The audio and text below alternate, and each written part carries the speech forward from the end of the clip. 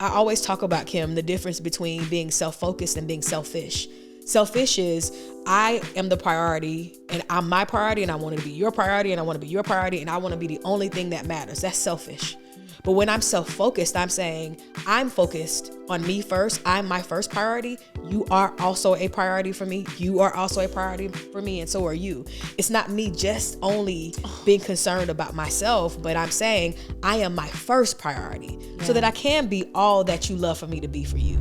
I'm not afraid to write a brand new story.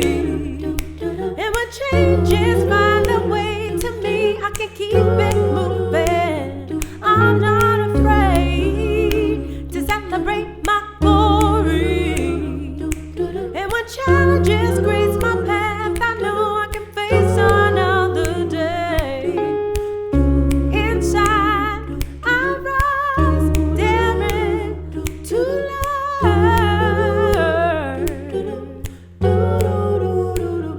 With Fox After 40. What's up, you guys? Welcome back to Fox After 40, where we focus on women's wellness from head to toe. And today, you guys, we have one of my absolute favorite people in the world here, Coach P, or Precious Bivings, to talk about mindset. She's a mindset and performance coach, and she's actually coached me through some of my biggest issues. And I cannot wait to share her with you guys. So let's get into it. P. Yes. We about to be cutting up. P, tell us where you're from, what's your background, and how you got here. Ooh, where I'm from. So ATL, shawty. So my family's from Atlanta. I grew up in South Carolina and Atlanta equally. Greenville, South Carolina is only 2 hours away from Atlanta. So it makes it possible for me to be in elementary, middle school, and high school in both cities somehow. And you said, what was it? And how you got into mindset performance. So since I was 5 years old, I've always had this gift that drew old people who were older than me to ask me for advice. So if I'm 5, I got a 10 or 16-year-old asking me, what's your perspective on this? And I'm only a little bitty kid, but I was so confident in what I was talking about. And so that plus childhood trauma pushed me toward a career and a desire to want to know what people were thinking and why. How did they make that decision? Why did they make that decision? What kept them stuck in certain spaces, especially as I got older and started to live a little bit.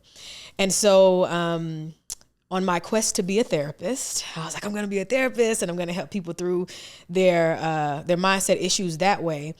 I started to see, especially in the late 90s, early 2000s, that therapy and the landscape around Black people just didn't look beneficial. It didn't look like it was authentic.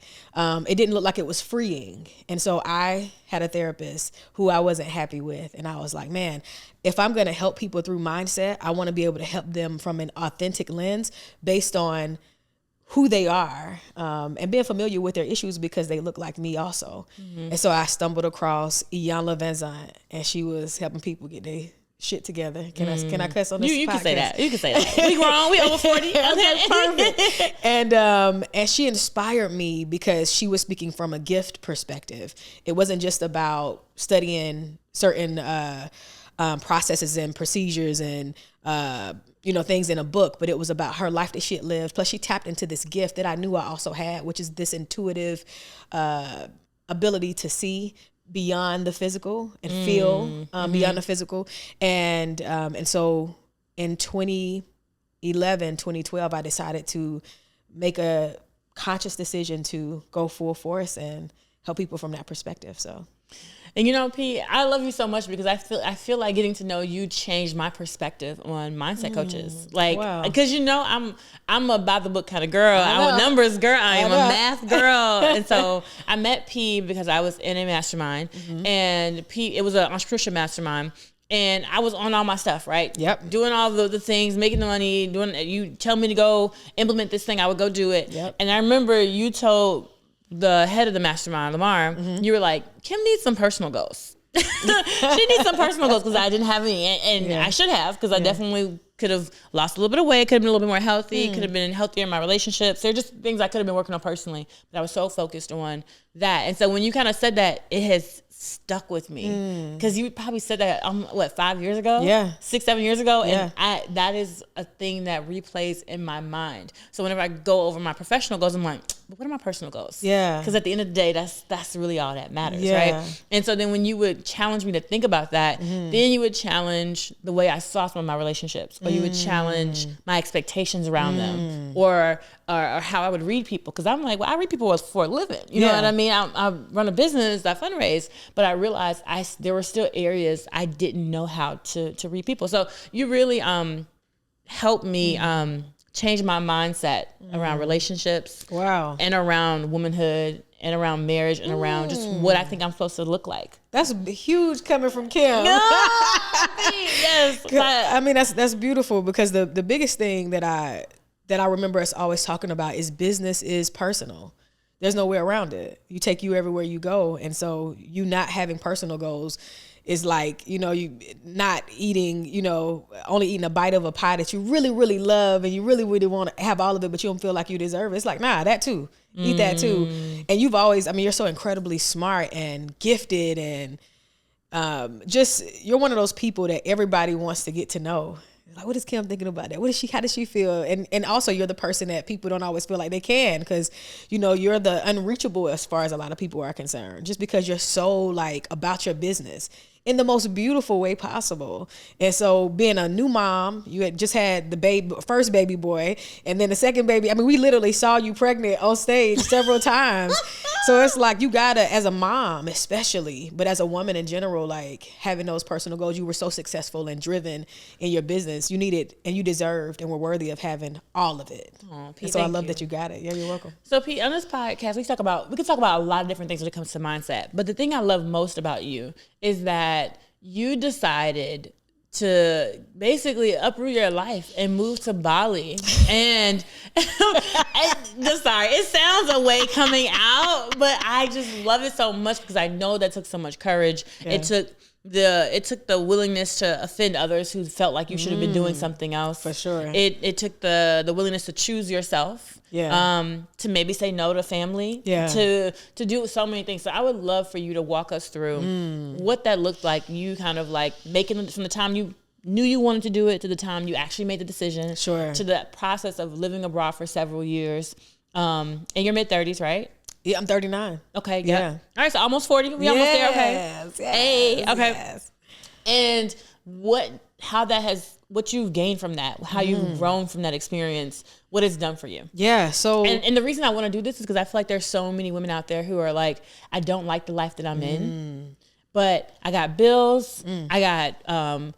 expectations to uphold. I got people I got to take care of. I got all these lists of priorities that are not them. And these are not things that they want to do, but they're too scared to do it. Yeah. So walk us through that. That's beautiful. I think the first thing, before I even get into my own story, is I would share off the bat, be willing to disappoint everybody else before you disappoint yourself.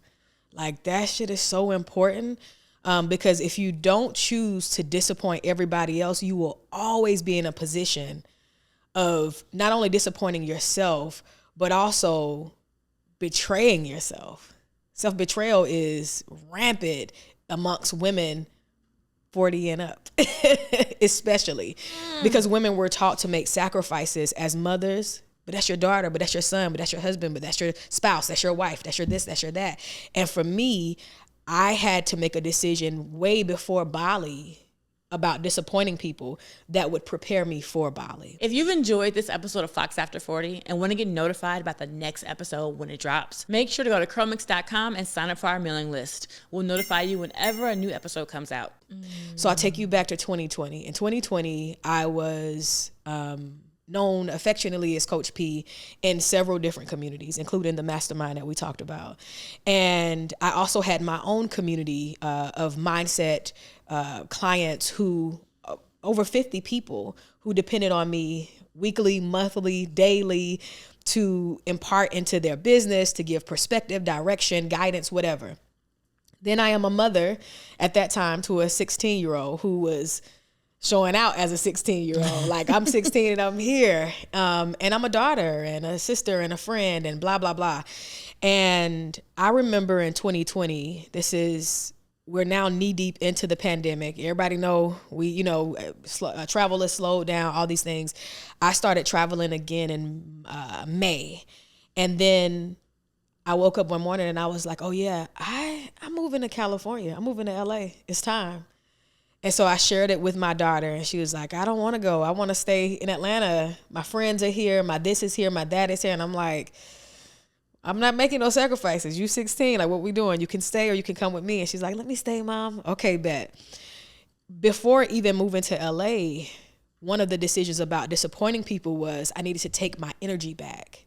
My energy was spread, my business plus 4 other businesses where I was a huge support and the face of a lot of what they were doing and how they were building. And so I remember making the decision that I was going to only focus on my business. That meant I had to tell 3 to 4 other friends who were business owners and leaders who were also friends and like family to me that I could no longer be a part of their organization. And I was scared. I didn't want to disappoint them. I hate hurting people. I don't like letting people down. My own inner child, my 12-year-old self was like, no, they're not going to like you. They're going to be mad at you. They're not going to be your friend. And so I remember I sent out the first email and I was like, it took me, I wrote the email and I stepped away from the computer and I read it again and I stepped away. Right. And I kept like going back and forth with myself because this email was like the biggest of them all. And it was to that very special mastermind, and I sent it to both husband and wife, and I was like, "Hey y'all, this is where I'm at, and I've come to the end of this agreement, and in fact, I'm ending it here." And didn't you have a house back then too? I did. You had just bought like a big beautiful house Yeah. in the suburbs, right? Yeah, in Alpharetta. Right. And how long had you had that house for? A year and a half. Pete, that's so crazy. and like most people were like, I just bought this house so I can't move. Yeah. And they'd be like, well, why did you buy the house when you can't move? Yeah. And for me, it was really, it was a divine intervention because we got the house, but then we downsized before I even thought about moving.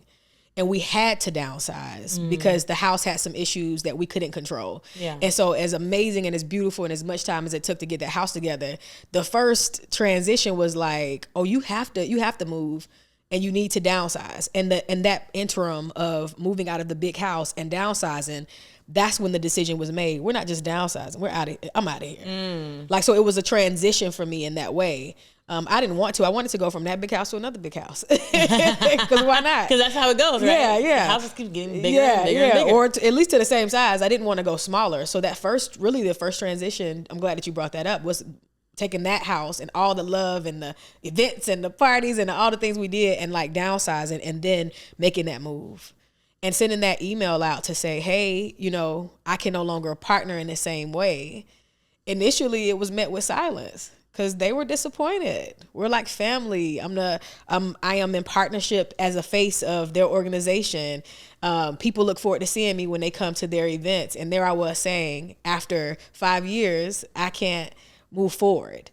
And I could feel the disappointment was palatable. I could feel it through the email. And then when I did finally get a response, it felt like finally. It was within a week or so. They were understanding, but also they weren't happy. Yeah. You were like a co-founder. Yeah, for sure. You were like a co-founder. It was like a co-founder leaving an organization. And that's just tough for anybody. Yeah. And so, walk me through timeline, right? Yeah. So the inclination that, we have to change up the house. And then you're like, actually, I'm just ready to move, right? Had that been in you before that? I believe so. I think because remember, we had just moved from Greenville, South Carolina to Atlanta. And I'm a mover. So I love making home, but I'm also a mover. That's just a part of who I am. I love making home, and I'm also a mover. I love that. Yeah. I love that. So, Pete, walk me through the transition. So you decide that you don't want to be in this house. And when do you actually land in Bali? How much longer later? So 2020, May of 2020. And then by June of 2021, we were in Bali. So, okay. So about a year. About a year. But before Bali, I went to LA. I put everything in storage. I decided, okay, I need to either shit or get off the pot. Like, I need to make a decision. That was the first thing, like Okay. make a decision. Okay. Because I kept swirling about LA. I want to move to LA. I want to move to LA. And so once I started like ending the business relationships and only focusing on my business, that meant that it gave me the freedom that was necessary. I wasn't on anybody else's timeline. That's why ending those business relationships were really important. It wasn't just about I woke up one morning and I didn't want to partner with people anymore. I knew that if I continued to partner and stay tethered to those agreements, I wouldn't be in full alignment with the decision that I knew I needed to make, which was to experience more freedom. And more freedom looked like if I'm just responsible for my business and how I show up in my business, then I can create a schedule that's in alignment with the lifestyle that I wanted to live, which was more travel. And LA is on a whole nother time zone.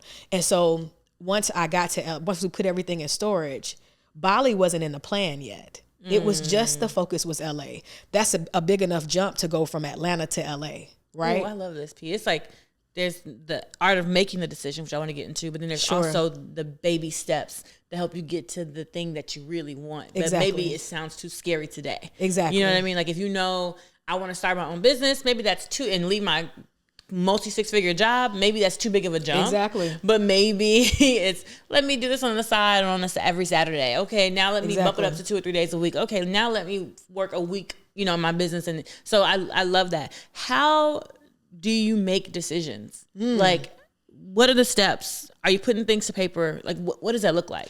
Well, for me, it's 2 different ways, and it depends on the decision that I'm making. But all of my decisions start with desire. So once I'm clear about the fact that I have a desire to do this, then it's a matter of let me give myself permission to know that it's possible. Because there's a lot of steps to move, to put all your stuff in storage, to send this email, to do this thing. And so I know if I have a 5-ton elephant, my best bet is to bite it to eat it one bite at a time. Yeah. And so for me, the decision to end the partnerships allowed for the freedom to know that it was possible to move to LA. Being in LA, day 4, I get what I call a download, and woo-woo, but I get this download like Bali is now. Well, my stuff was already in storage. It was divine because I didn't have to consider moving all the way to Bali, which would have been 12,000 miles away. Like, no, all I now need to consider is where's my passport? Every decision that I've ever made the next decision that much more easier. But the first thing is to get clear about what do I really want? And I think for a lot of women, that's the space where we hesitate to pull the trigger. It's like, I'll secretly have a desire, but I won't say it out loud because what do people think about me and how will they feel about me and who will I disappoint and who will I lose and what relationship will change or shift? And at some point you gotta not give a F. Right, exactly. And really become a person that is self-focused. I always talk about, Kim, the difference between being self-focused and being selfish. Selfish is I am the priority and I'm my priority and I want to be your priority and I want to be your priority and I want to be the only thing that matters. That's selfish. But when I'm self-focused, I'm saying I'm focused on me first. I'm my first priority. You are also a priority for me. You are also a priority for me. And so are you. It's not me just only being concerned about myself, but I'm saying I am my first priority so that I can be all that you love for me to be for you and all that I love to be for you as well. And so that was a part of it. Even leaving my daughter behind and saying, okay, that's what you want. Most moms would have been like, well, my daughter's not ready. She's not, this, that, and this and that. And I'm going to wait till they are in this place, that place. It was like, no, I trusted myself also. Yeah. That I could make this decision and everything was going to work out. And she was with your mom. Like, Exactly. She's with her grandma. Yep. Yeah, she was her grandma. So look, that was just as good as a mama. Sometimes better. It'd be like, all right. No, yeah. And so, Pete, that was so good because now you're making me think in my life, who did I consider selfish that was actually self-focused? Who was self-focused that I thought was self-focused was actually selfish? And like, how do you keep those people around? You know what I mean? And how do you navigate with those people in your life? So that's really, really good.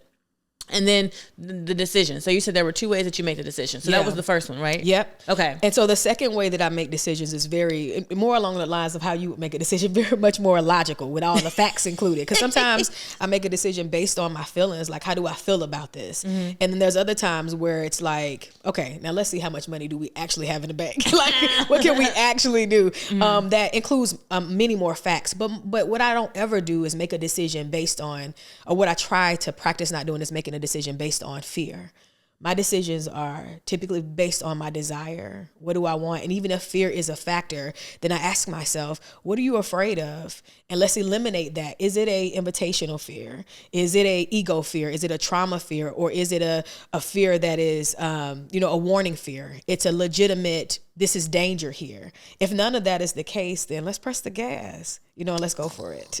Let's press the gas. First of all, the way you just said it was so sexy. Let's press the gas. I love that. If you've gotten any value from listening to Fox After 40, you learned a beauty tip, you've gotten advice, you shared the episode with a friend, please do us a favor and leave us a review on Spotify and Apple. It goes a very long way in helping us continue to build the podcast. You talked about secret desires that a lot of your clients have who are typically Black women over 40. Absolutely. What are some of these secret desires that they're afraid to actually say out loud and voice? Oh, let's get into it, Kim. So when I went to Bali, I walked in with the intention that I wanted to have a different love experience. And once I did, later on, after a year or so of being in Bali, I created a documentary about that said experience. And it was an experience with a woman. And when I released it, so many women over 40 was like, Coach P, oh my God, what you mean? What's going on? And for some of them, it was that they also had a secret desire to be loved by a woman. For many of them, it wasn't. It was other things like, I have a secret desire. I want to travel too. I want to get up. But I have my 21-year-old who's in college and I've been letting him hold me down and you ain't letting your 16-year-old hold you down. Like, what's going on? Or I have a secret desire that I no longer want to be in my relationship the way that I am. I want to shift. I want to still partner with this person, but I want to shift the way that we relate. And then for some people, I don't want this marriage at all. And so for a lot of women, especially over 40, and for myself as well at 39, I'm finding out that what I did from 29 to 39, I killed the game. I made a ton of money. I traveled the world. I loved the people I wanted to love. I ended relationships. I disappointed people. I impressed myself. I did all these things. And now at 39, going into 40, I'm like, well, shit, what am I doing? I feel like I'm starting over. I feel like I'm hitting a reset button. In my career, I feel like, oh my goodness, what direction am I taking? And for some of it, it feels scary because it's like, well, we were told you should have it figured out by 40. You should have by 50, you should have this by 60, you should have, and it's like, well, no, I get to be a blank canvas and I get to have some fun with this and not know. And now I'm basking in the not knowing of it. So for a lot of those women who had those secret desires, me being able to be in my own mode of self-discovery has given them the freedom to say, these are no longer secret desires. Like, I really want to have a blank canvas where I get to know myself versus having to have it already figured out. This is so good. So you're making the decision from those secret desires, making them loud for yourself and maybe for others. And then making the decision not based in fear. Exactly. Right? But the fear, is easy to say, is not making a decision based in fear, but it's really hard to do. For sure. What does it look like you talked about figuring out what kind of fear it was. Is this an ego fear? Is this a trauma fear? Is this a real danger fear? So once you how do you address the fear? So once you know what the fear is, for sure, it don't go away necessarily. For sure. It's just able to label it. For sure. So when I think about a warning fear, right? A warning fear is there's real danger. If it's invitational fear, typically that feels like anticipation, butterflies in your stomach, like I'm being invited somewhere. Thinking about going to Bali felt like, ooh, shit, I'm about to do something, like this is crazy, but I'm gonna do it. You feel that, and sometimes that feels like somebody saying, hey, come over here real quick, I want to introduce you to Kim, and you're like, fuck, I've always wanted to meet Kim, and now I'm coming over, but meeting her is now gonna set something else in motion, even if it's just now I have the courage to talk to people that normally would intimidate me. And then when you think about ego fear is always the fear that comes from fear. And so I say that with the respect of ego is always either reminding you that you're too much or you're not enough. I fear that I don't belong or I don't fit in or I'm not enough. When that's a part of the talk in your mindset, that's where that hesitation to make an action or a decision is coming from. Trauma fear is the stuff that is either passed down from somebody else saying, well, we don't do that in our family, or Black women don't do this, or women don't do that, or that kind of stuff. Or it could be from a trauma that you actually experienced. I already tried that before I failed. I never want to do it again. Yeah. And so if it's from those spaces, having that information helps you to now make a decision from I know that was from a trauma fear. I want to overcome that. There's no reason my uncle died in a plane crash and now nobody in our family flies. That's crazy. Yeah. I don't foresee, I've decided, because I'm a decision maker in that way. I've decided that I'm not going to die in a plane crash. I'm going to take this 22-hour flight and get to the other side. Yeah. Like, it's, for me, the power of decision. Reverend Ike always says that the power, he's dead and gone, but he used to be what they call a money preacher back in the day. But what he talked about, float. No, I'm kidding. But way beyond that, more Okay. like mindset, more like Abraham Hicks. Okay. But he talks about the power of decision, and he's like, once you make a decision, everything that you need becomes available to you for the decision that you decided to make. Yeah. That pretty much God, whatever your belief system is, moves the universe on your behalf in order for that decision to be made way for. Yeah. So once I decide that I'm going to do a thing, the heavens open up for Precious. Everybody's standing by like, okay, well, how can we help you? How can we make this happen? But the moment I put in that decision, I want to do it, but I don't think it's possible. Everybody's like, okay, you're right. It's not. And so the power of decision really is how I've been able to get up and create this life and live it in a delicious, feel good, taste good, pleasurable, easeful kind of way. Yeah. Because it's not just about living a life that looks good for Instagram, which I'm barely on. I probably should post and share more. but it's really about living this experience that when I wake up in the morning, I'm easing into my morning. I look in the mirror and I like what I see. I'm proud of her. When I put clothes on this body, it feels good to me. When I eat, I'm not second guessing if I can have that because of my weight and all this other kind of stuff that I've spent years and years and years doing. 40 and up, because I've always heard that once you hit 40, it's a game changer. I've been waiting to turn 40 since I was 20. Okay. I'm like, 40 and up for me is like, oh yeah, it's game time. Like, I'm making amazing, delicious, authentic, easeful, pleasurable experiences happen for my life.